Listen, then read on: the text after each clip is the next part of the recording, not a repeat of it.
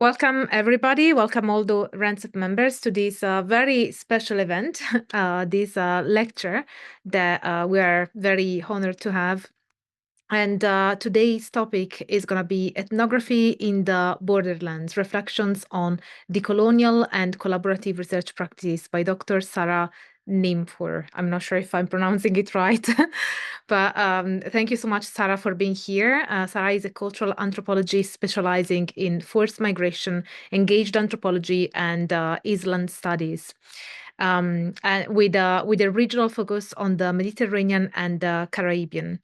She teaches, researches, and publishes on collaborative knowledge production, negotiations of belonging in the context of displacement, migration, and exile, as well as on religious ethnography. Currently, Sarah is affiliated with the Department of Cultural Studies at the University of Arts Linz. So thank you very much, Sarah, for joining us, and I'll just hand it over to you now. Yeah, thank you very much for this kind welcome and introducing my person. I'm just sharing my screen with you because I prepared a PowerPoint presentation. Just give me a sign if everything's fine. Yes. Okay. Yeah, perfect. Yeah, I'm very happy that I have the opportunity to share some insights from my research or my reflections on collaborative research practices today. So the topic of engaged anthropology and collaborative approaches has gained renewed relevance in recent years. You can see this, for example, that there are more publications addressing this topic, events, even classes, teaching. You can see an increase, and engaged researchers are striving to make their research more participatory and try to involve the research as part of a transformative or also of a decolonial knowledge practice to bring at least temporarily and partially the interest of the researchers and research participants closer together. And my talk today is not only referring in general to engaged anthropology, but specifically about collaborative research practices within the field of forced migration study. And right now, 2025, it's 10 years ago. Maybe you remember, it was called the Long Summer of Migration in 2015. And since that event, or since that long summer of migration, there have been a noticeable increase in interest around forced migration, asylum, EU border regime, and solidarity. And I felt this because students were addressing me more often, thinking about topics for their thesis in reference to forced migration studies. Colleagues were looking for being involved, like volunteers to help refugees, and journalists approached me quite a lot for guest commentaries or interviews. And so in general, there was a higher media presence in regard to this topic. So I don't want to say that there was no interest before. I think there was always interest in forced migration, but it was kind of a peak, I would say. And at that time, together with my colleagues, we were brainstorming how we could address this topic accordingly. And we edited a volume which was published in 2019. I will show you this later on one of the slides. And in the introduction of our book, we described this situation in which many people found themselves like that it was characterized by this sense of urgency to do something good. And at the same time, this uncertainty about how could this actually look like, do something good without falling into paternalistic thinking. And with my talk today, and hopefully also with a discussion afterwards, I would like to invite an exchange of experiences about the possibilities that a collaborative approach can offer. in the context of forced migration, but I'm also open to talk in more general about that and to reflect together on what kinds of responses we might find also to the challenges that arise. You can see here on the slide a map which shows the locations, the research sites where I was doing my PhD thesis. So the presentation today is based on my completed PhD research project. It was an ethnographic border regime analysis, and I examined the living situation of refugees who are considered as non-deportable in the island state of Malta. Non-deportability is accompanied by a lack of belonging to the host country and a restriction of freedom of movement. So refugees who are affected of this non-deportability often must live or survive in Malta for many years without a formal resident status. And so they don't have valid documents, they cannot stay legally, they cannot leave the island in a regular way. And I investigated in my PhD how the lives of those affected are shaped while they are forced to live in this uncertainty in a legal gray area.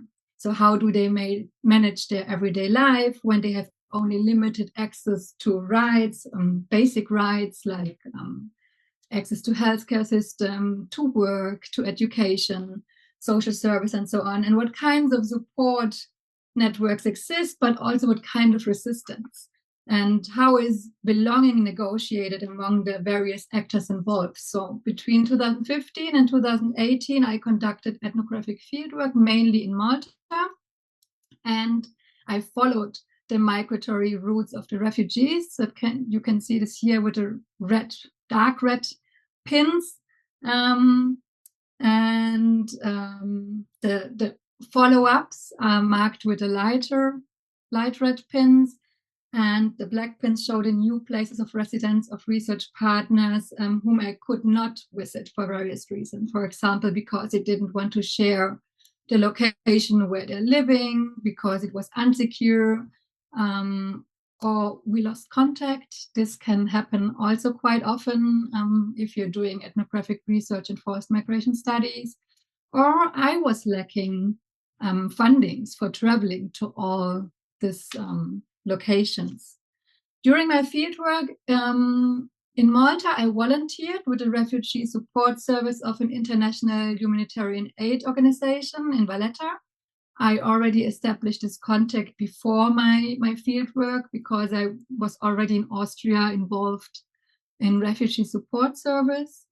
And this organization was experienced with volunteers who at the same time were doing research, so they knew how to get along with me. And this volunteering gave me insights into the day-to-day political agenda of migration in Malta, and allowed me also to support the NGO in its work with refugees. And my research was based on a partnership-oriented researched relationship. So this wasn't planned from the beginning. This was really growing during my research. I'm going in more detail later on. So it was developing out of an initiative of one of the refugees I met during my research.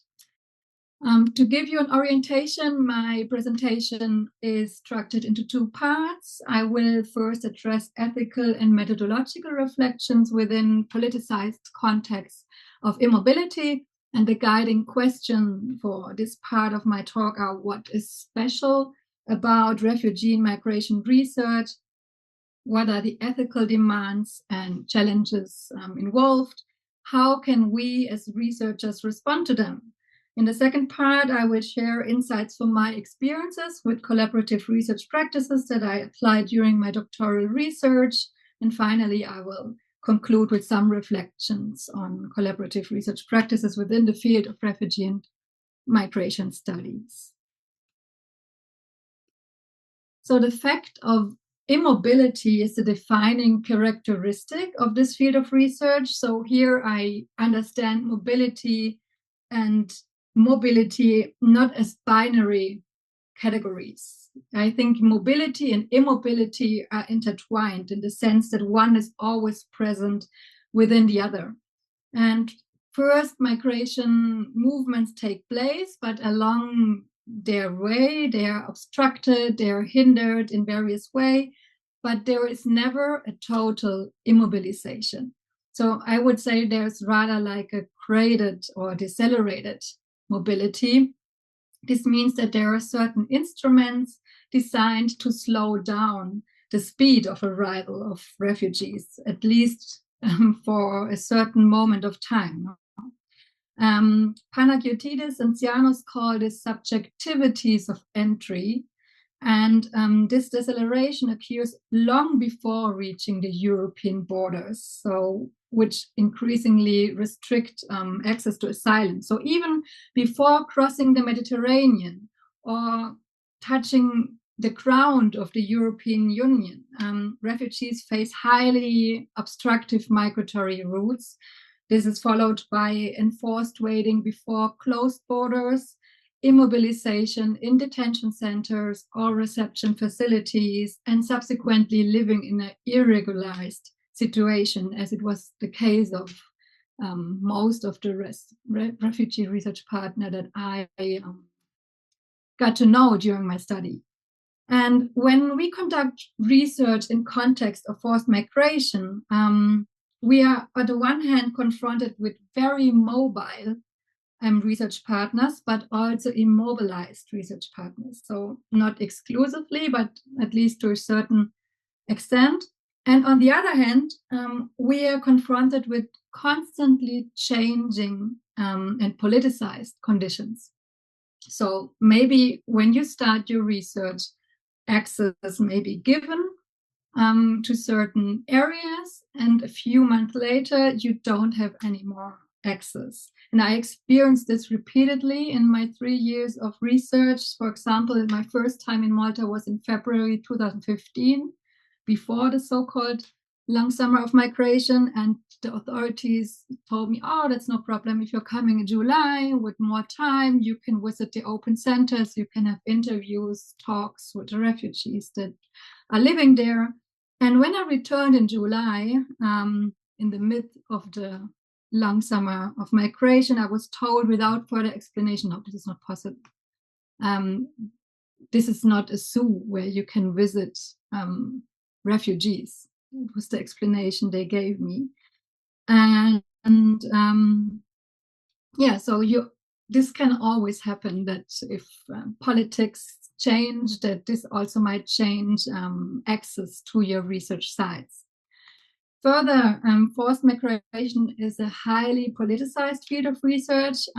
This is evident in a very emotionally charged debate, media debate, but also emotionally charged academic discourses regarding politicized categorization and their usage.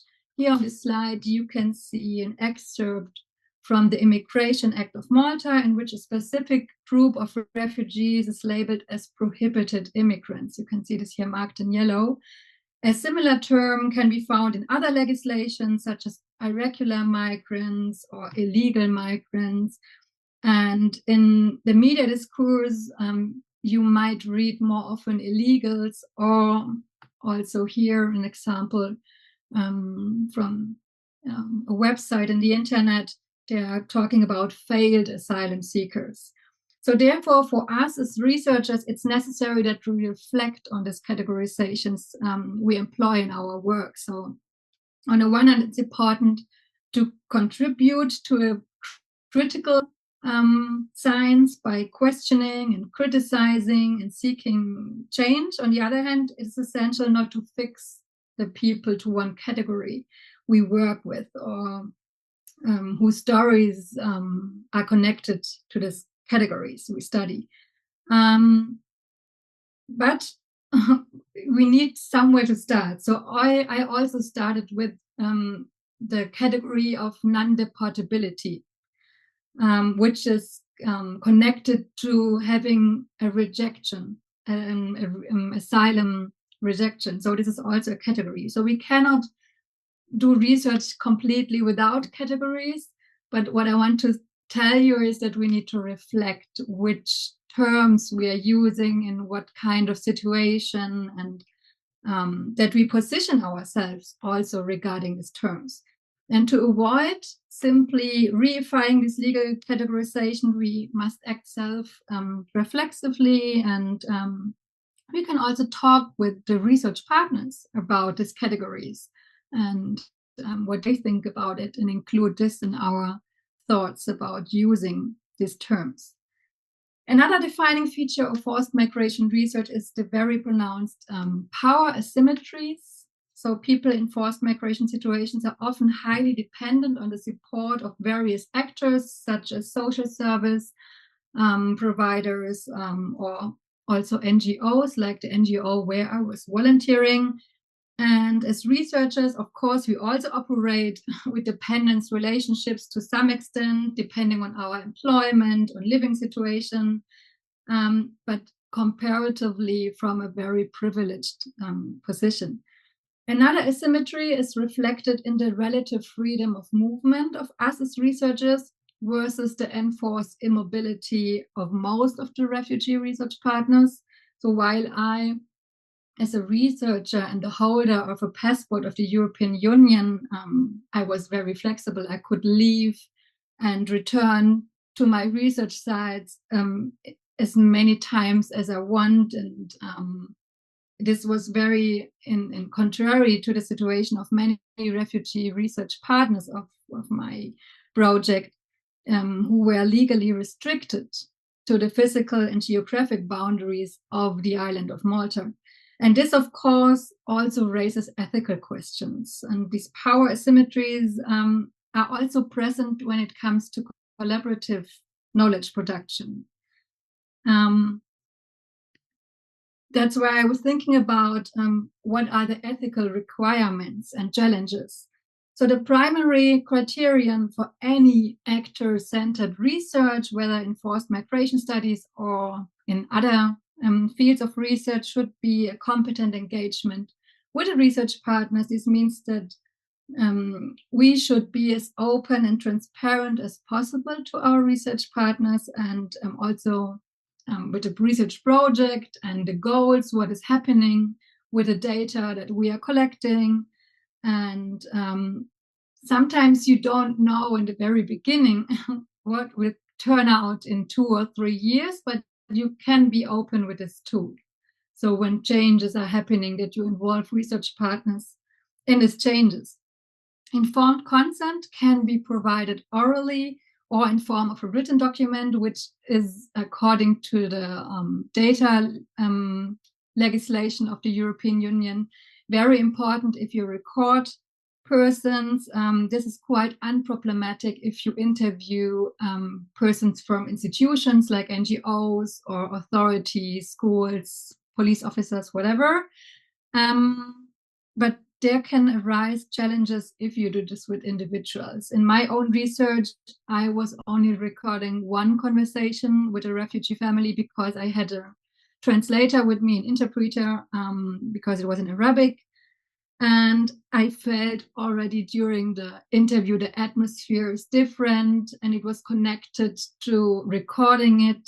That's why I decided not to record any other conversation or interview with refugees anymore afterwards. And yes, a lot of refugees told me I'm feeling fear about it. Somebody could recognize my voice, and it could also remind people on their experiences with asylum interviews. So of course, it's always depending on the situation, but in my case, it was the better option not to record. And sometimes also language barriers or illiteracy could be problematic to sign a form, because nobody wants to sign a form just blind without knowing what it's actually saying if you're signing an informed consent. Another issue arises when a contact with research partners is mediated through gatekeepers, organizations, or authorities on whom these refugee research partners could depend on.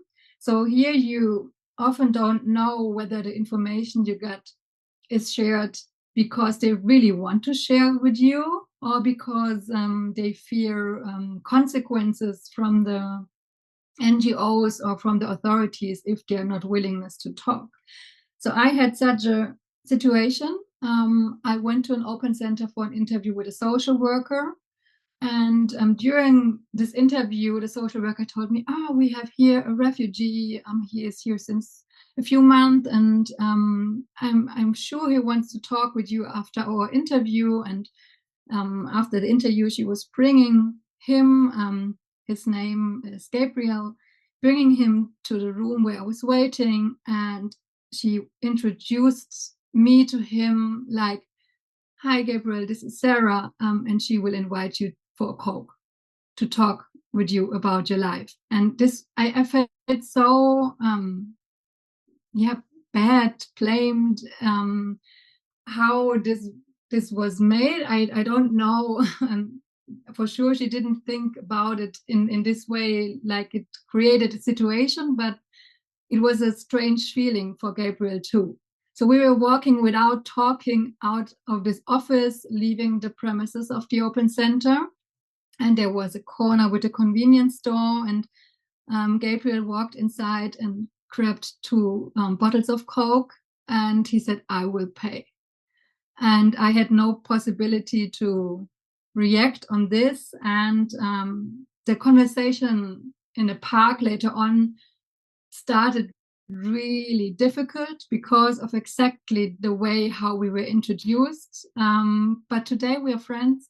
So it started very difficult, but turned out a really nice collaboration afterwards, after we clarified what we actually want to do from our both sides. And but we always have to think how which consequences can arise if you're introduced from organizations also to research partners.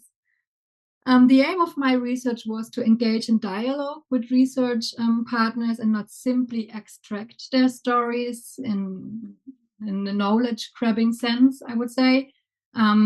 I wanted to involve research partners, and because I think their biggest expertise is forced migration, and of course also their personal stories. And I tried not to frame them as passive respondents, but yes, you can make this offer, and it depends always on the research partners in what way they want to collaborate. It doesn't mean that everybody always have to do the same. So that's what I want to say. Another ethical principle is weighing the risk and benefits. As research in forced migration study can also produce dangerous knowledge, it's essential always to consider the potential consequences for the research partners. So one question we should keep in mind is how the media or authorities might use our research findings. When we're talking like here, public and in a lecture or in a guest commentary of a newspaper or even in scientific articles. Many of the refugees I met in Malta had already talked to many other people, to journalists, to NGOs, to other researchers too. And what happens if the stories that we collect from refugees differ from those on record with the authorities? I don't want to say that they are not telling the truth to me or to the authorities. Sometimes you feel more trust with a person and you open more, you explain in more detail about your migration, and with others you don't. So that's why a story could also differ. But this could be a risk for ongoing asylum proceeding if an authority thinks, oh my God, this is so different. In the research article of Sarah Nimfer, the person is stating something totally different. And so this risk is particularly pronounced in Malta because it's a very small island state and it's easier to identify certain persons than, like, for example, in larger countries. So it's kind of that everybody knows everybody when it's connected to migration. How can we as researchers respond to this? One possible approach, of course, is a profound anonymization or pseudonymization procedure in which you can also involve the research partners and you can ask them directly how they would like to be named in your article if you don't want to choose numbers or no name at all.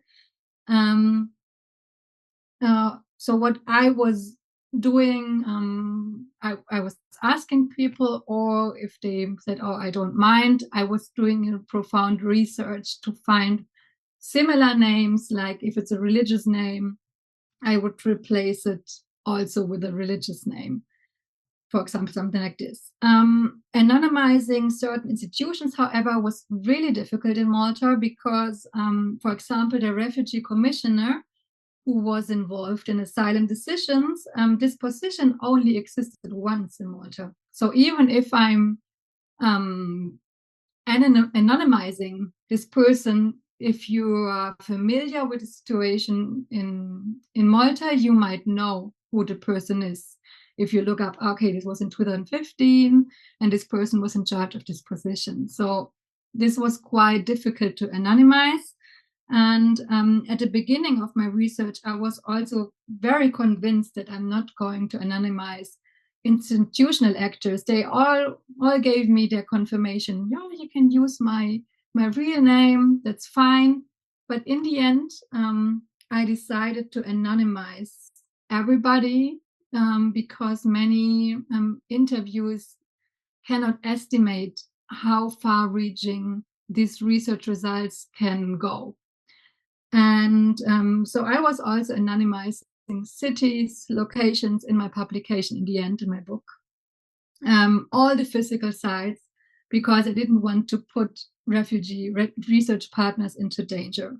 And such a procedure can be, for example, part of an ethical checklist. I don't know how it is in your countries. For UK, I know there's always an ethical board, but in many German-speaking countries, we don't have this ethical boards. It's kind of voluntary. And for me, quite useful. I put the QR code in the right corner of the slide, where these guidelines from the Charter of Decolonial Research Ethics, these guidelines are primarily directed at individuals wishing to collaborate with researchers. So you have to read it the other way around to think about how decolonial research ethic checklists could look like. Furthermore, we can respond to these challenges through ongoing self-critical reflection and supervision. So I had every week a supervision class with my PhD supervisor, with other PhD students, and we were talking about our experiences. You can do this also with friends or family, just to talk about certain experiences, happenings, irritations, emotions, to reflect on this. And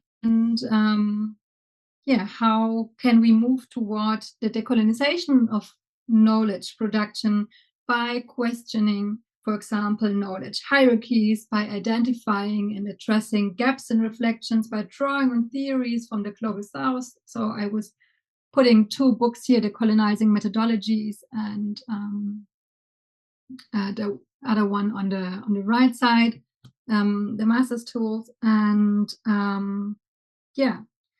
the second book, the yellow book, is the one I was talking first in the introduction with my colleagues. It's in German.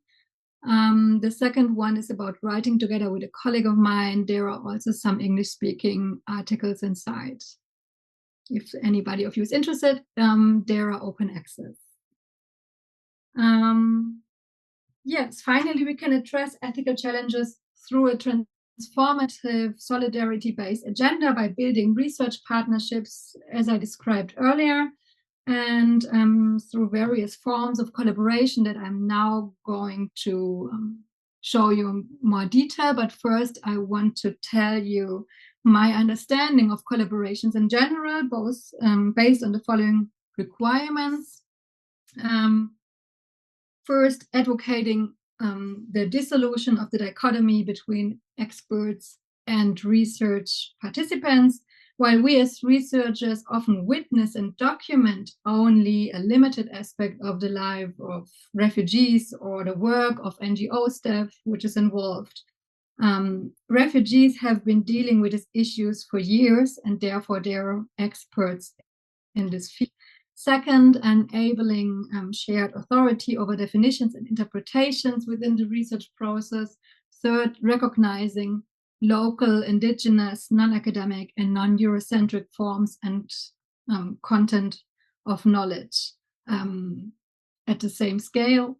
And how can we integrate these ideas now into a research project? The research process can roughly be divided into this 4 phases that you can see here.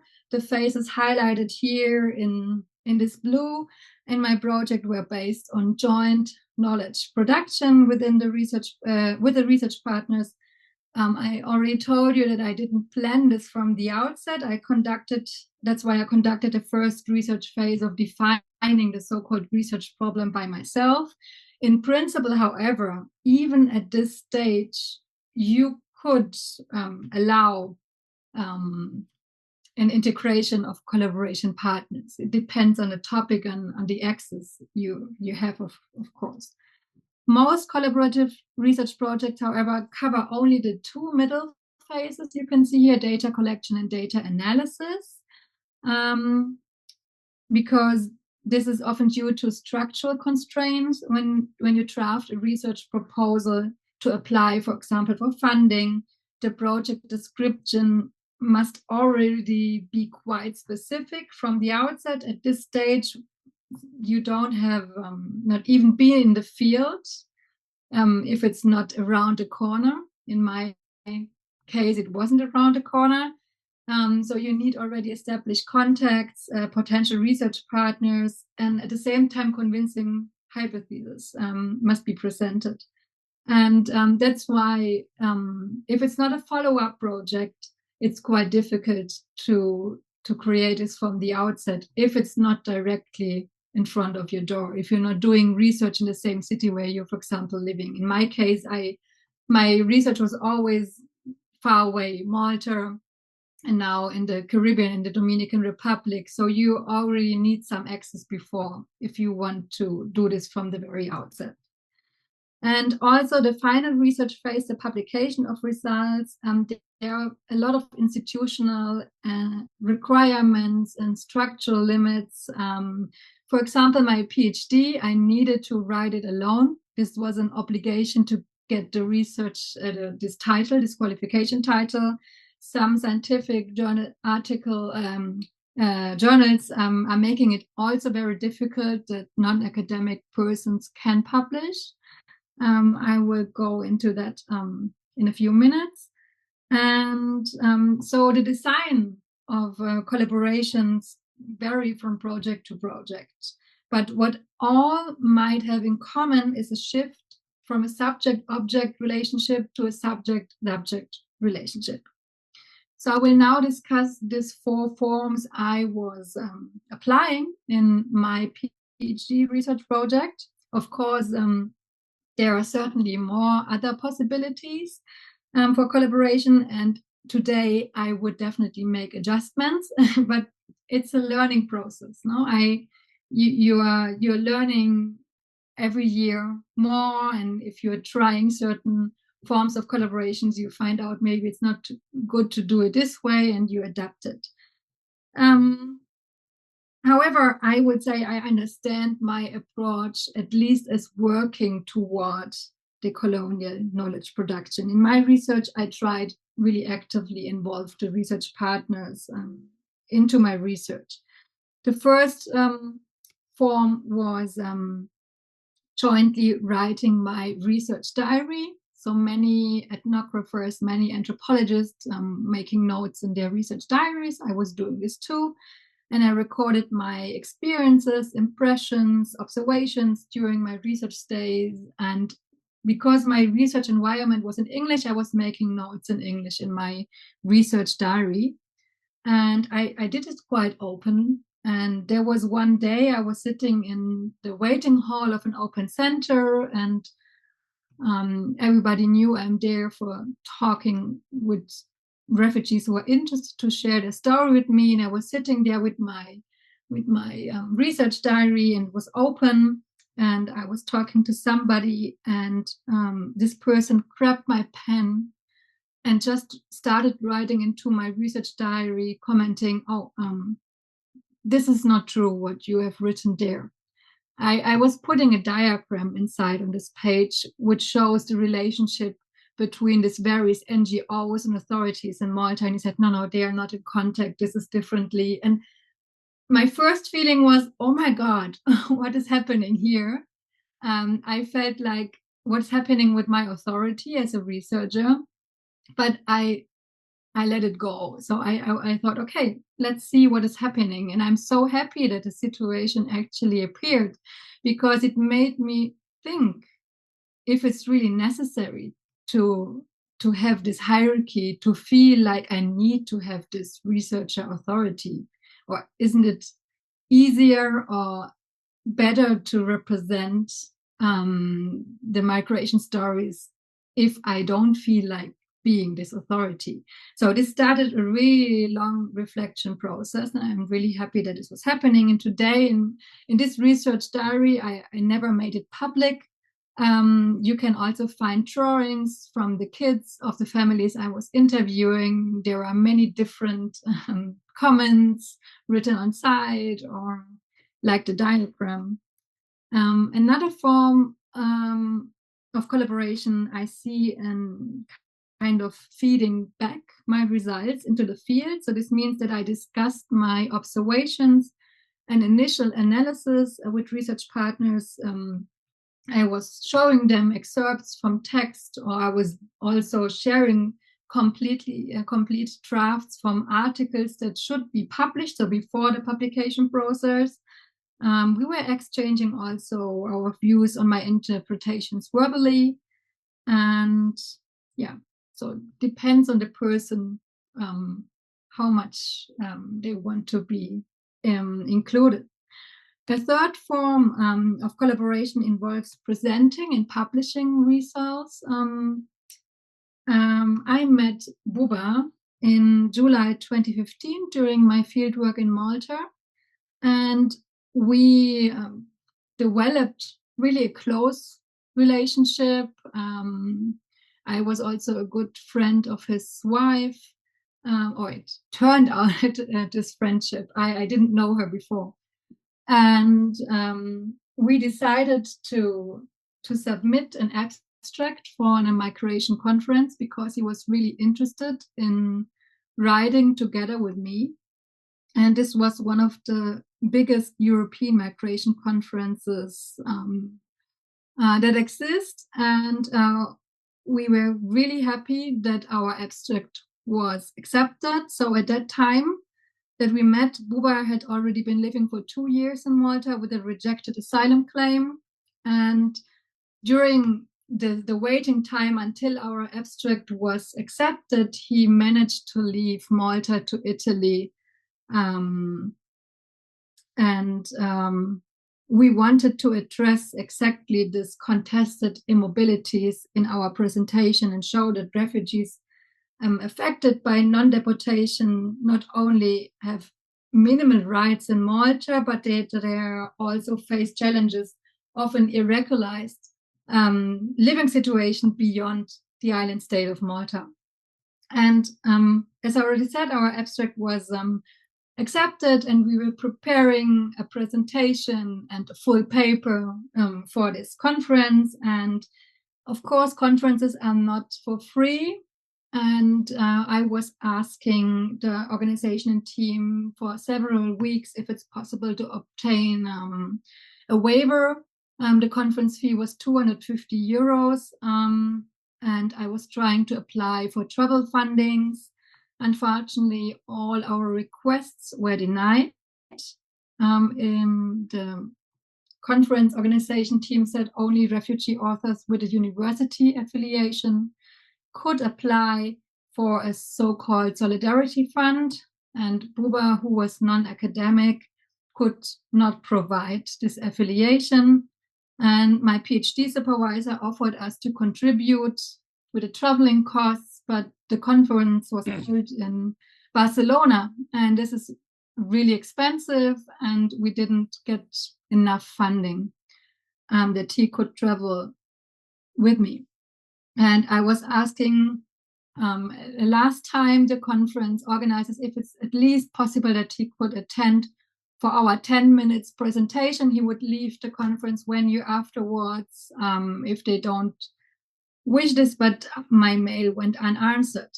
And that's why I spontaneously changed my presentation. So this, what you can see here on the slide, was the first slide I was presenting on this conference. Where is Buba? And I explained the circumstances that led to me presenting our joint work alone. And at the end of the conference, our contribution was awarded with the Best Paper Award. The prize included the opportunity to publish in a journal of this migration network and a 750 cash award. And after the award ceremony, many network members were congratulating me or us, and one person remarked, oh, now you have 750 euros, so Buba can come to the spring conference. And that felt so ironically, so I never attended any more conferences of this network, even if they are also doing great research, because of this bad experience. Connected to this is also publication. I will address this now. During my PhD, I produced a total of 4 collaborative texts with refugee and non-refugee research partners. They were published in edited volumes, peer-reviewed journals, and this collaboration was initiated both by me and by the research partners. And I chose this approach because I see co-authorship as a very productive dialogue that generates ideas that might not have emerged otherwise. And I think a joint authorship also allows the voices of research partners to, how can I say, to have more space, or to be heard in a different way, like only quoting their words, which I selected in the end again. And in a co-authorship, there is it's more balanced, I would say. But also there are, of course, hierarchies. I don't want to say that there are no hierarchies in writing. And in the following minutes, I want to give you insights into the development process of our article, which was published in 2019. The one I co-authored with Buba, Lost in Limbo. We were starting already writing this article after we got the approval for the abstract. And Buba and I began writing this paper, and we had very different starting points. So that's why we are always also facing different challenges. So on the one hand, an academic and a non-academic background came together, which led to the fact that Buba was not having knowledge about how a scientific paper should be structured. He was confused about the numerous revision processes in the end. So why is not accepted what we are saying? Why it always have to be revised? And on the other hand, Buba had never attended a school, and he taught himself to read and write alone. And that's why we developed a writing system in which Buba told me what he wanted to put into words. And I was trying to translate it into text, and he was reading the text I was creating and was revising the manuscript. So it was quite a long process, actually, to write the paper like this.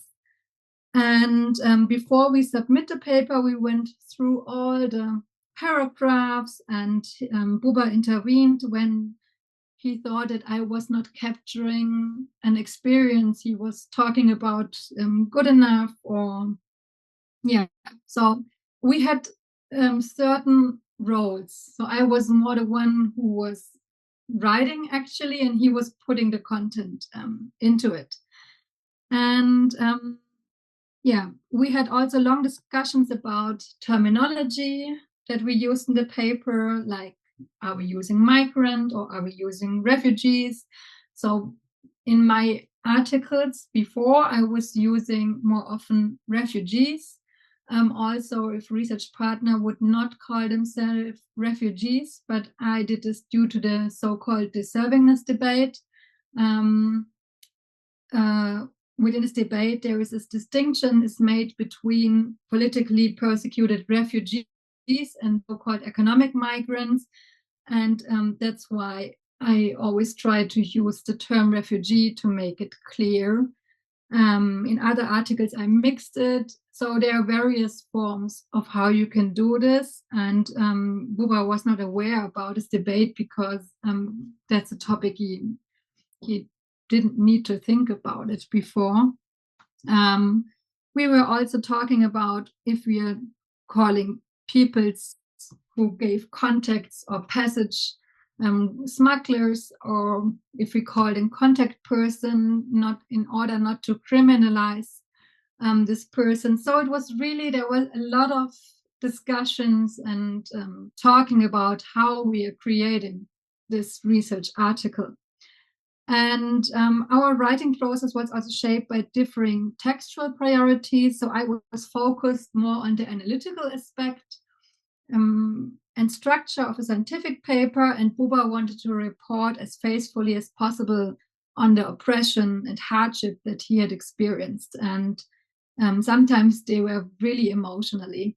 And I think the fact that we already knew each other for quite a long time, at that time it was about 2 years and a bit more, that had a really positive effect on the joint writing process, because I knew him more and knew what he wanted to express, and some situations he was addressing in the article I experienced together with him.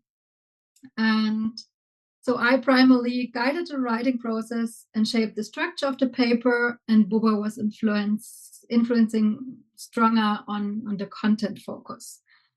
And in academia, sharing the power of interpretation and representation, and thereby making knowledge accessible beyond the academic ivory tower. I just learned before this lecture starts that Angela is using this metaphor also. It does not only receive approval. And in the peer review report of our article, we received 4 peer review articles, comments. The value for science of this collaborative approach was questions, with attention drawn to the pitfalls, particularly regarding the truth of the statements of refugees and the interpretations we made together. And the last point affected Buba a lot, that it couldn't be the truth what he's stating. So we considered really withdrawing our submission from the journal, but in the end we decided to resubmit and clearly articulate our position in the response letter to the reviewers. So we wondered in the letter if the question should not be posed the other way around. So what added value do non-academics gain from being drawn into these profoundly colonial processes of publishing in a scientific journal? And who actually has access to this jointly produced knowledge? And another way to initiate change for me is supporting the project of my research partners if they have projects.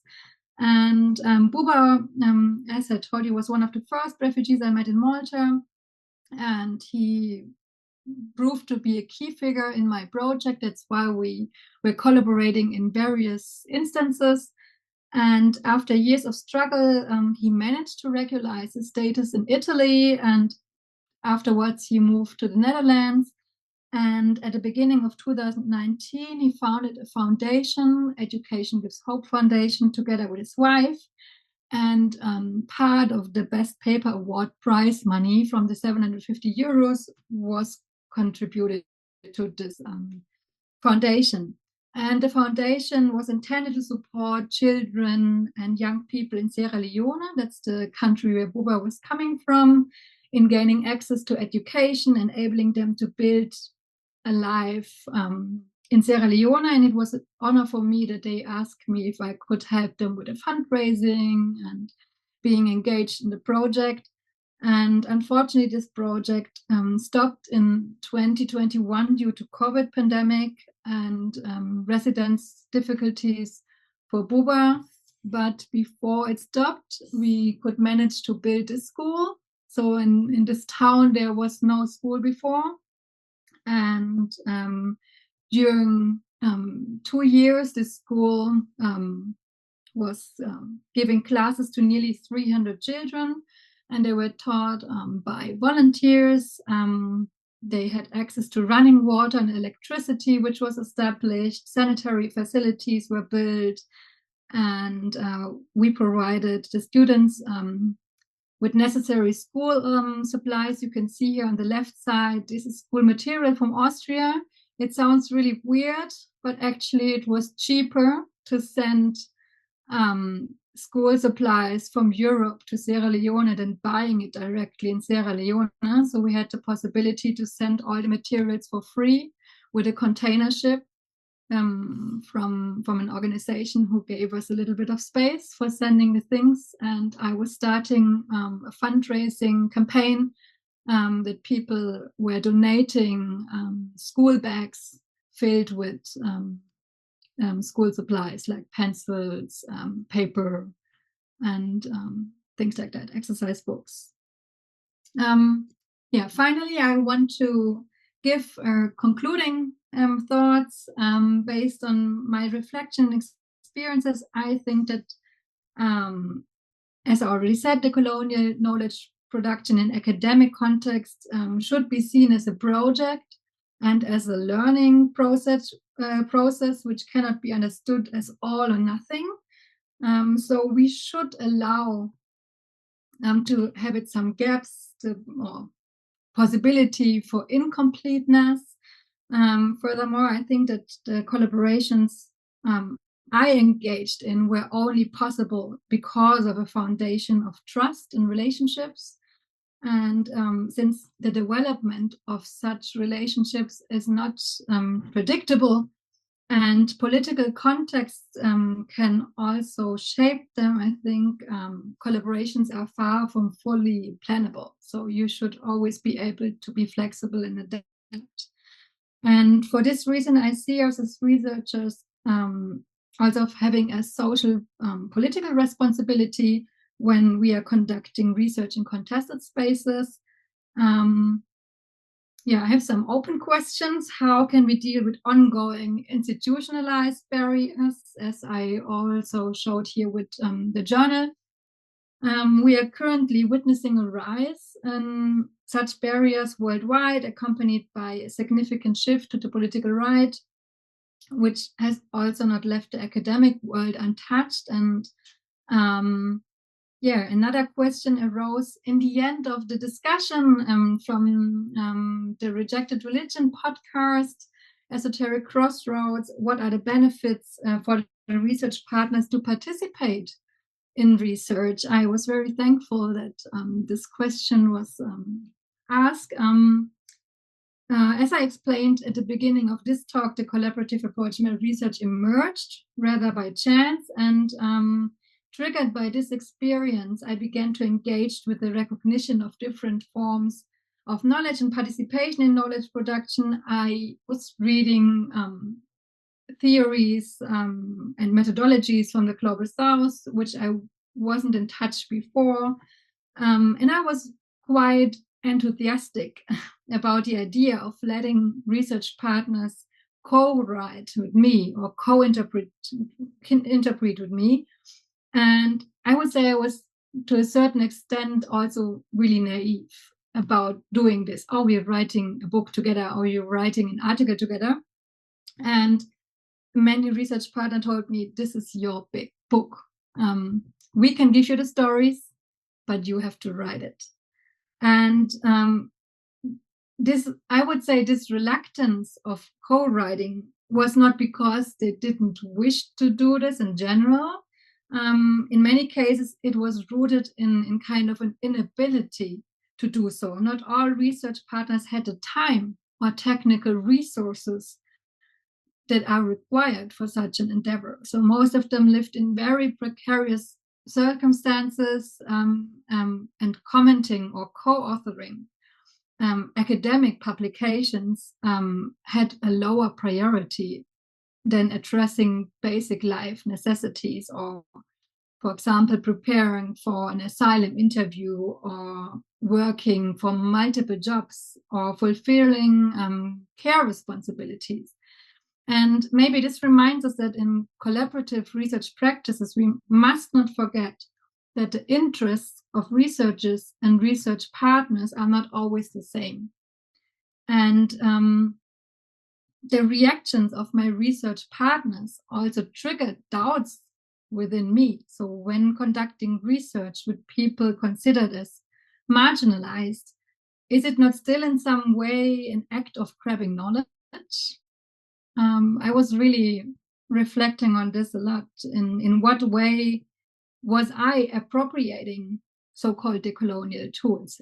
Do I have the right to call my methodologies like this? And regarding the creation and development of ethical guidelines, I think the inclusion of all parties involved is indispensable. Because especially when ethical principles are formulated, it's quite common that privileged researchers decide on this checklist. And I think that we should involve those affected in creating this checklist. Of course, it's another chapter how it's going to be used in the end. That's another thing we need to reflect on. But at least it would be a start. If we try to include the research partners also in the checklist. An important point which also collides with the unpredictability concerns funding for research partners within the research budget, at least to cover the economic losses. So I was, for example, paying bus tickets to the places where we met, or I brought food when we met in the open centers. But of course, this is not a real expense for their time.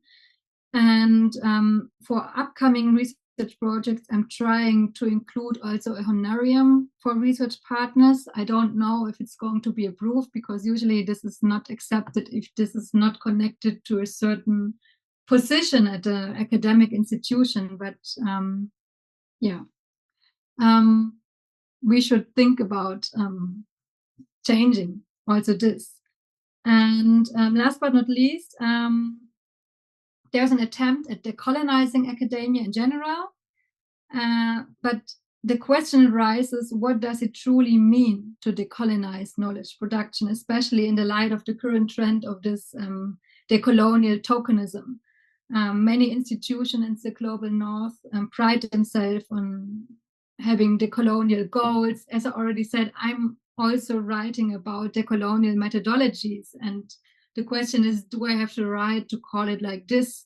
Am I actually doing this or working toward this direction, or wouldn't it be better to call it differently? So what does it mean to take seriously Eve Tuck and Wayne Young's critical assertion that decolonization is not a metaphor? So how can real transformation take place? And I think this is only possible if we change the general thinking, so not only the terminology we're using, the methodologies, it's the very logic of the academic discourse that needs to change, so that the colonial forms of knowledge are recognized as equal and not longer regarded as other alternative forms of knowledge. So Western academia needs to recognize itself as particular and not as universal anymore. But I'm quite interested on your perspectives on this. On the last slide here, you can see that's the book I was writing in the end from this PhD research. It's in German, but anyway, maybe you're interested to have a look inside. And thank you so much for your attention.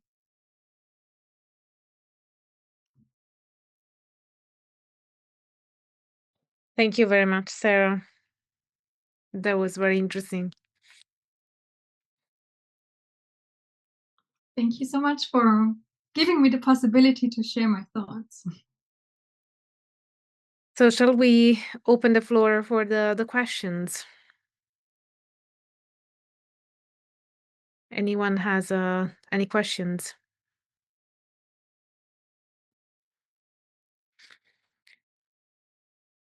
I want to ask a question. So if you can just raise your hand so that we can go in order. So Andrea raised it first. I think just one thing that I wanted to ask as a clarification in case I didn't understand properly. When you talk about research partners, do you talk about informants who become co-researchers with you? Not because when I think about research partner, I think about another academic or a research body that assists my research. So yeah, I just wanted to make sure that I had understood that point correctly. Yes, you understood correctly. That's what you mean. In the beginning, I was thinking similar. I thought, or my understanding was, research partners needs to be from an academic background, but the experience I got in this research made me rethink how we can define this term, research partners. And I don't want to claim that we had this same possibilities and same rights. As I said, there is still a hierarchy. There was still a hierarchy. I couldn't deconstruct it completely, but I think I tried at least to make it softer. And also the persons I was collaborating with, I have seen them as partners in certain parts of the project. Of course, not from the very beginning to the end. Thank you. Andrea. Yes. Thank you, Sarah, for the talk. It was very interesting. So I just wanted to go back to this article, Lost in Limbo, that you wrote with Buba. So I think I have understood the writing process, but I was wondering if you could say a word about the interest of Buba in writing this paper with you, and how does it work? Like, how do you align your interest with the interest of the research participants in this process? And the second question that I have is about, it seems to me that your collaborative research practices are based on a one-to-one relationship with your research participants. And how can we adapt this methodology to a collaborative environment that involves many participants from both from the academic world and from the participants' side? So in that case, Buba told me that he's interested in making it more public. What we were talking about, we were talking many nights when we were meeting in presence, but also afterwards on WhatsApp or Facebook Messenger or video call. And he got to know that I'm writing research articles, and he was interested and said, "Oh, do you think there's a possibility that we can maybe do this together? I would love to be involved in that." And the motivation was increased because his wife was also publishing not only in academic circles, but only in an NGO context. But there it was more difficult to collaborate in the NGO context in public writing, because it was more like advocacy work, what was happening there. And that's how his interest arose. And I never have done this before. So I was trying to research in the internet for articles that were talking about writing together, and actually there is not much to read. That's how the edited volume with my colleague developed, which is called Writing Together. We were sending out a call, asking people to send us abstracts for an edited volume talking about exactly this. How we're writing together with persons from the field. And this book is not only on forced migration studies, it's also covering other topics. But it was really a process, and I had no idea where to begin, how to do this. And in this article, it's open access, you can read it. We have a subchapter talking about this textualization process also. And the second question, for my project I'm involved right now, I thought about doing like workshops together with persons from the field and other academics. But in this project, it didn't work out. There was this idea, but as I said, you can make the offer as an academic for a collaboration, but it always depends on the persons that you are involved with, if they want to invest their time for this. So for this kind of collaboration, you always have to think, what is the benefit actually for the community doing such a collaboration, which has maybe a stronger focus on academic than on improving certain conditions in their life. I was about to ask whether they are paid for that. Are they paid for the research that they do? That's exactly what I said in the end. So in my PhD project, I had a scholarship which gave me 500 euros per year to use for traveling or for attending conferences. So in the end, I was using my personal expenses to pay, not like a salary, but as I said, like inviting people for food, for drinks, for the transport expenses they had, but I had at this time no more possibilities.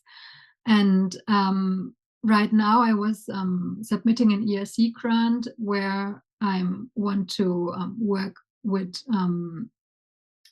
non-academic research assistants too, and I was applying in my submission specifically for a salary, like a honorarium, but I have no idea if it's going to be improved, because this is not so common. If people are not affiliated, as you said, research partners are connected with academic world. If you hear this, usually, maybe we need to rethink this term, that it doesn't have to be connected with an affiliation. Yeah. So Jorge, you had a question, right? Well, yeah, but now you got me thinking about so many things, particularly on the last point that you made. What is the value of Sarah's research? I descend from Jews who have been kicked out of many places for many, many, many times. And I tell you what is the value that I perceive upon your research and upon your work. Every single time we are forced or we are motivated from move to one place to the other, we have to re-engineer our lives. We lose our sense of culture, and therefore we have to adapt our culture to the place in which we live.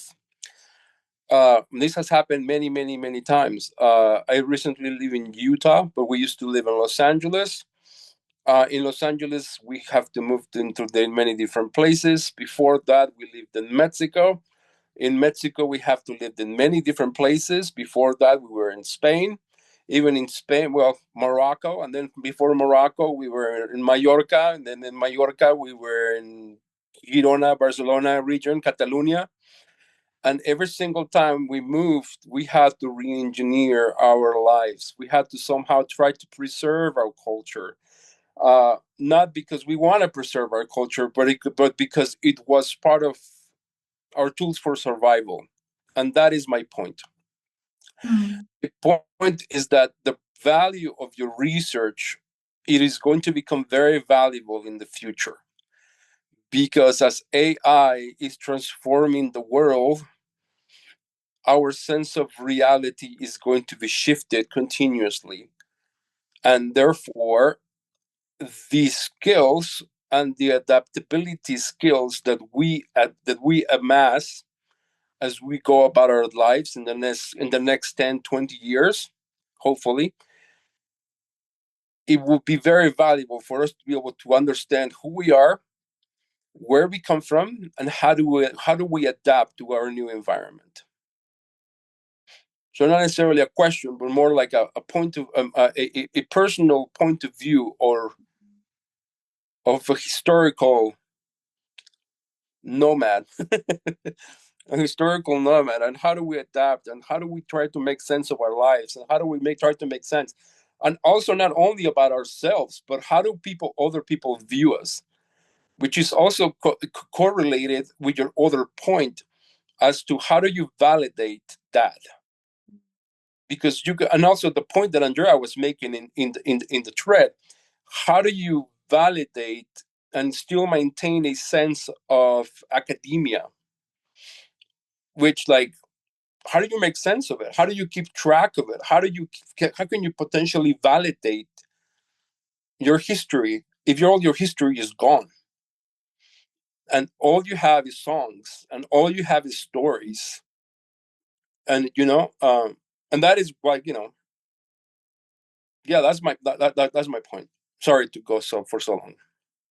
It's wonderful. Thank you so much for sharing this very personal view, and I'm happy to hear that you think on this dimension to make it the value in the future for the generations right now, or the generations that are coming.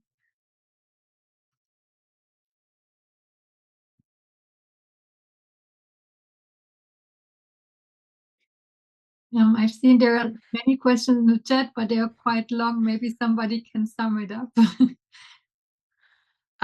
Okay, so let me see. There's the first question is from Rejected Religion, Stephanie. So, were there any surprising experiences or moments you encountered that required a change in your research approach, whether in methods or anything else that you can share in more detail? In other words, did you find you had to go back to the drawing board often? So the most striking moment, thank you, Stephanie, for the question, was the one with the pen I was explaining. So that I was by coincidence falling into this way of collaborative research, and reflecting on how collaborative research can be designed so often in various situations. For example, with the anonymization process. There was one article with Gabriel, which was coming into the Maltese newspaper. I don't know how. We were not promoting this, but there was a journalist who was founding our article and was talking about this. And after 1 week, I got an email from, at that time, the integration minister of Malta that I interviewed 2 years ago when he wasn't in this position. He was at that time the head of Open Center. And he was addressing me quite angry why I didn't make his point clearer in the research article. I was anonymizing him and his institution, but of course he knew that I was talking about him. And the background story of this was that I was having an official interview appointment with him at these days. And I had a quite open way of interviewing institutional partners. I prepared key cards with terms written on it that I found during my fieldwork when I was observing. So there was, for example, work permit, and in Malta there exists also the permit to work, which differs from the work permit, or deportation or rejection order, things like that. And the people could select the key cards they wanted to talk about. So I had no specific questions. I had not a guideline. I was giving the power of speaking about certain topics to the interviewees. And when he saw this, he said, no, you cannot interview like this. Give me questions. And then I started to ask questions. And after 20 minutes, he canceled the interview. He said, no, I'm not doing this. You are very critical. I don't want to give you any more answers.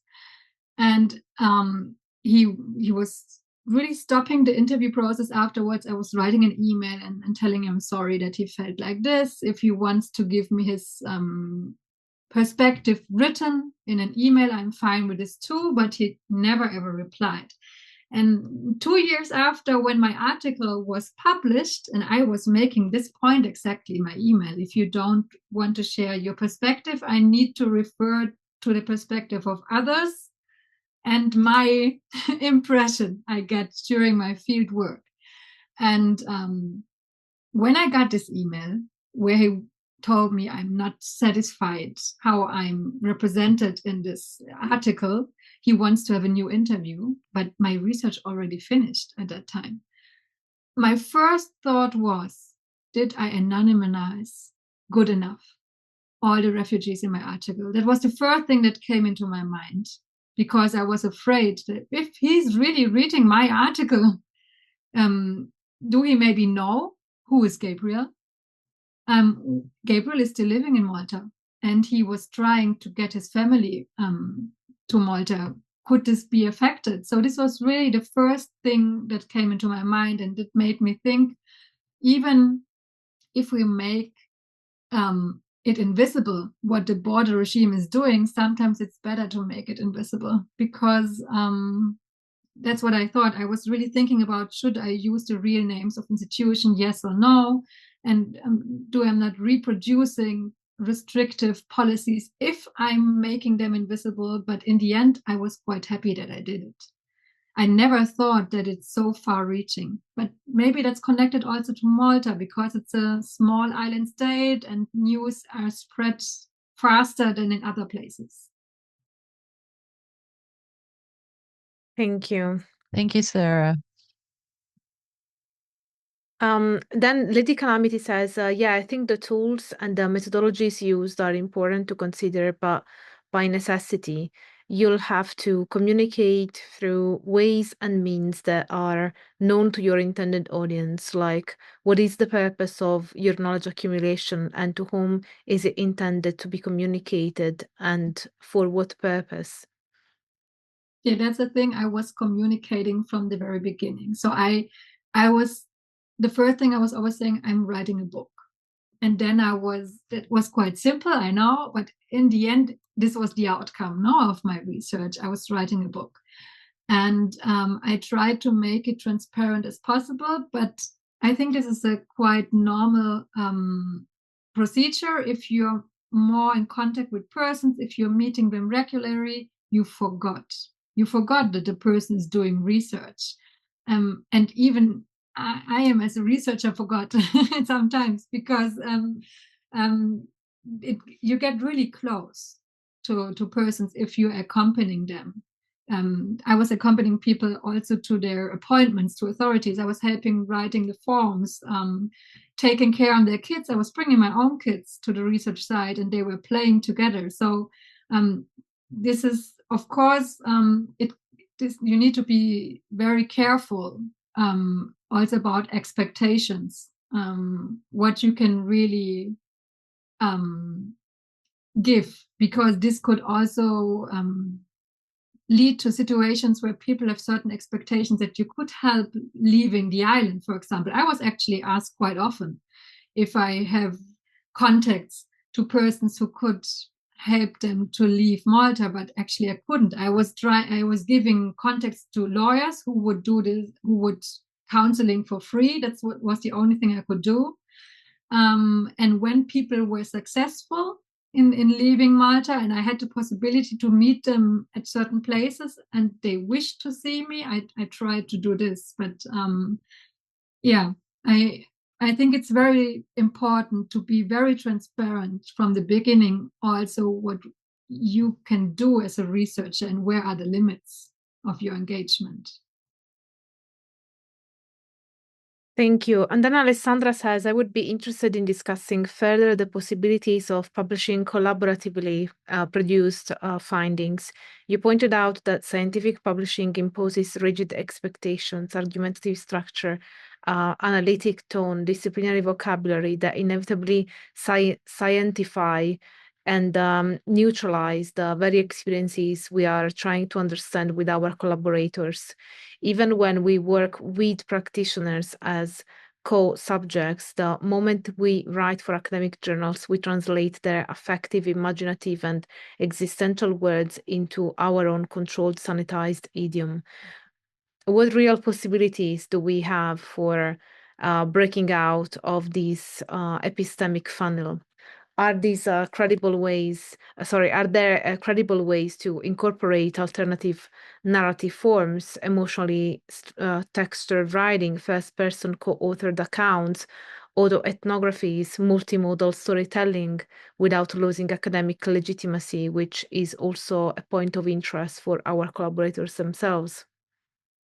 Thank you for this really interesting and important question. I think that's the big advantage with ethnographic research, that we are not only relying on hard facts, on numbers, statistics, or secondary literature, that we can refer to empirical data like quotes or autoethnography, as mentioned here, that we can bring this in as a legitimate data.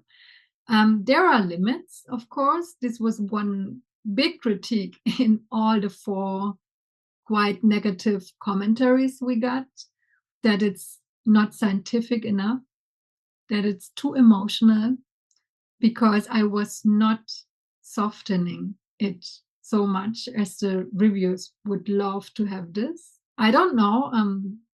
We changed it, of course, we revised it, but we tried to still keep it emotional, like Buber wanted to have it, because he was the co-author, and his needs and his wishes should be recognized too. And if the journal wouldn't have accepted our publication, I think we would try to submit it in a journal that accepted more an open form, I would say, of scientific publishing.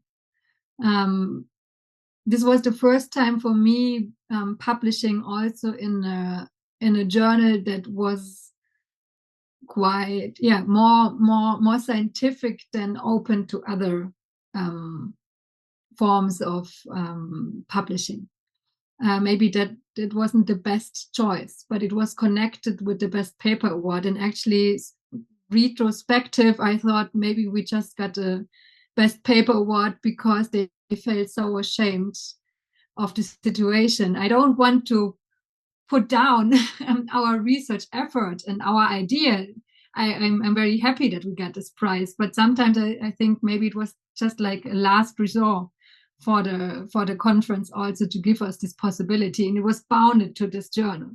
But sometimes it's better to look for possibility to publish which are more in favor for you, where you don't have to defend so much a collaboration. So at least this is what I learned. Sometimes it's good if you interrupt in settings where nobody expects this, but it costs a lot of energy, and it's so hard if you always get into this defensive role.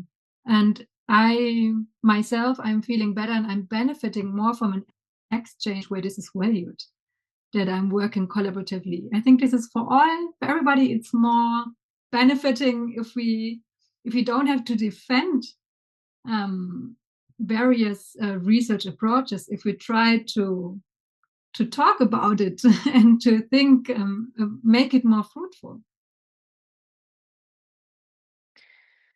I saw on that Jorge had his hand up. I'm just gonna go through the questions by Alessandra, and then I'll ask you to interject. So, and if not, should we be rethinking legitimacy itself in collaborative research? And related question concerns audience.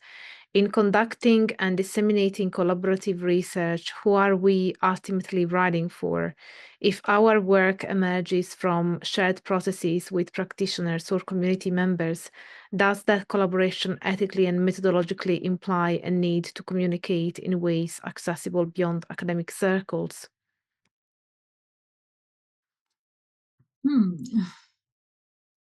Yeah, that's also very a good question. As I said in the end of my presentation, it's always the question who is reading what we are writing. I think it was a political scientist who once, I forgot her name, Maria Varela Doma. She once questioned that persons, especially when we are talking in forced migration studies, that the persons we are collaborating with are usually don't have access to the so-called decolonial knowledge that is going to be produced because of not everything is open access, because of the terminology we use. Even for researchers, it can be quite difficult to understand a scientific article if it's not your discipline, if you're not used to a certain terminology. And I think we should reflect on this too, no? For whom are we writing? Are we writing only for our academic circle, or do we want to open up and to reach a broader audience? Maybe scientific articles are not the very best choice. I think we should use it also to interrupt or to show that there is more than only reflecting academic challenges or analysis. But maybe lectures like this, or like the Esoteric Crossroads, where practitioners and scholars are meeting and exchanging and talking together, are the better formats to also to initiate collaborations. It could be also a starter for a follow-up collaboration if you invite a practitioner and a scholar to talk about a certain topic. It doesn't have to be that there was already a collaboration before. Maybe this could be also an initiative to create collaborations. Yeah, I think collaborations are between practitioners and researchers are very important. I also think that it's important to maintain the academic rigor when it is an academic publication or an academic research project. So, otherwise you can just write a magazine article or, something that is just not scientific. So it doesn't, for a collaboration to be in place, it doesn't have to be academic unless the academic method is respected. So I think that there is a place for collaborations that doesn't have to necessarily be academic. And when it has to be academic, then obviously a proper methodology and a rigorous methodology needs to be followed. Otherwise, it's just something else. That's, those are my thoughts. Jorge, I think you had your hand up. To be honest, I don't know if I should really open my mouth on this one. I don't think you really understand the scope of your. Sorry. I don't really think you do. As a Mexican, this is a very dangerous realm you are knee deep in from your narrative. Let me give you an example. I think it's in the 70s or in the 80s, there was an extermination of Native Americans in Guatemala. And everybody was wondering, why would the government kill so many Native Americans? And the same thing happened in Mexico. There's and also where the government and some narco people killed about 60% of the population of a town called Allende in Mexico. Now, there's a reason why people like us are always fleeing. There's a reason why there are mass immigrations or emigrations. There's a reason why people are leaving. In the case of the people of Allende, there was a shipment that got lost of narcotics. And as a result, very powerful people lost millions of dollars. And drug cartels owners, they don't own the business. Like, they don't. It was like the media will let us to believe that they do, but they don't. People like El Chapo or El Mayo, they're just employees. And sometimes they have to do very nasty things to try to preserve themselves, to try to not getting themselves killed. And so a lot of those people tried to flee. And there were some reporters that tried to get, why are you fleeing? Where are you going? What is your story? Well, that was not a very good idea. The same thing with the Native Americans up in Guatemala. They were, descendants of Maya people. They still lived like Maya people. They were like beautiful, gorgeous, rich, cultured people. And the government of Guatemala exterminated like 80% of the whole population. Very few of them were able to get out alive. And so sometimes in your field work, I will ask myself, the very first question that I will ask myself or I'll ask the interviewer is like, why are you fleeing and what do you know that could be dangerous? That is just what I want to say. I don't know. Maybe I should have not said anything, but I don't know. I think that what you're doing is great, but it could be potentially very dangerous. It's very true what you're saying. So that's what I said. We can produce also dangerous knowledge, even if we try to not to produce exactly this, because sometimes at the very moment when you're collecting data, when you're producing knowledge, maybe at that time it's not dangerous at all, but it gets dangerous on the way of the research process. And I think what we can do as researchers, not everything needs to be published. Not everything needs to be talking about in public. So I think we have a responsibility to keep this in mind. Also to not to talk about things that we observed, that we heard, or if we think it could create harm to the persons or to the situation we're doing research about. So this means that the priority here would not be the research, but the community we are researching about. But that's a personal attitude actually everybody's having. So that's at least my highest ethical principle. I don't want to bring persons into situations where they are facing difficulties or even up to death, no? So that's why I think research shouldn't be the highest priority when we are working in contested fields.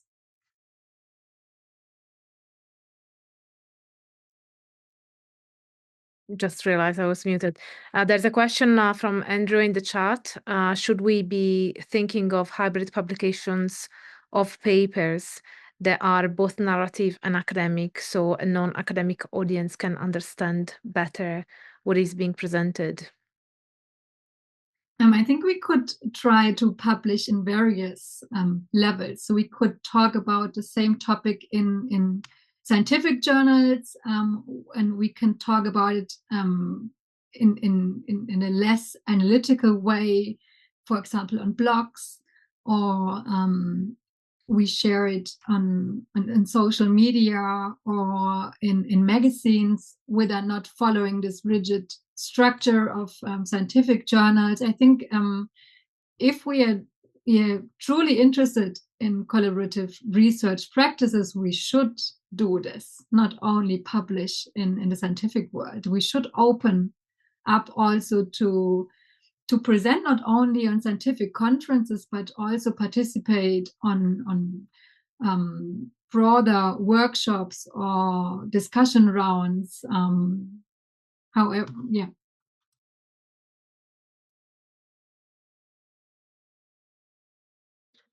Are there any other questions?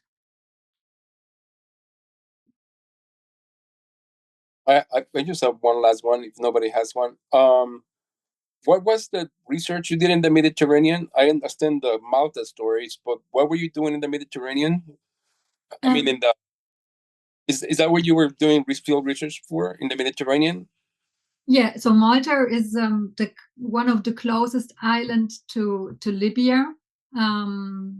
When the persons I was talking to were coming mainly from Libya, they were crossing the Mediterranean to Malta, and they end up in Malta for many years. The person I met who was longest there was about 20 years without a residence permit in Malta. And many tried to leave Malta to Italy or to other places, but it's difficult. You can use the ferry, but you need, of course, somehow an ID, and you don't have valid documents. And there is the risk of ending up in a general prison if you are traveling with other documents or without documents. That's the Mediterranean. I mean, countries like Spain, France, who are connecting to the Mediterranean Sea, and people who are crossing the Mediterranean. So that's was my PhD project, actually. Thank you, Sarah. So if there aren't any other questions, I guess we can wrap it up, leaving a few seconds to see. Okay. Thank you so much, Sarah, for coming over and sharing your research. It's very interesting. It was very interesting, and I could tell that everybody was super engaged and lots of questions. Hope that you enjoyed it as well. Oh, yes, I enjoyed it a lot. Thank you so much for your critical questions. It also made me think now to reflect more on what is the greater value of doing research in a collaborative way. Thank you so much. Thank you all for coming as well. And I'll see you again on the next one. I think the next event is the study group, right? On the 6th of December, if I remember correctly. So the study group on UNTAVE. So don't miss that out. And yeah, otherwise there's the RENSEP forum to explore all of the topics that we cover in this event. Thank you all for coming. I hope you have a lovely rest of the weekend, and see you all on the RENSEP platform, if I can speak. Bye. Bye. Thank you.